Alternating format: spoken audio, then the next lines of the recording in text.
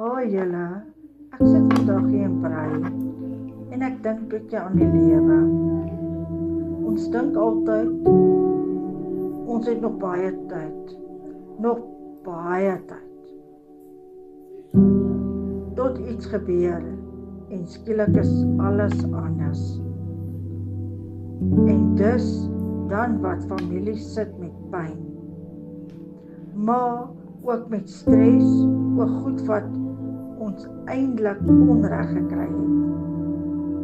Dis hoekom iets soos afpop cover vir my nie net 'n polis is nie. Dis liefde, dis omgee, self as jy nie meer daar is nie.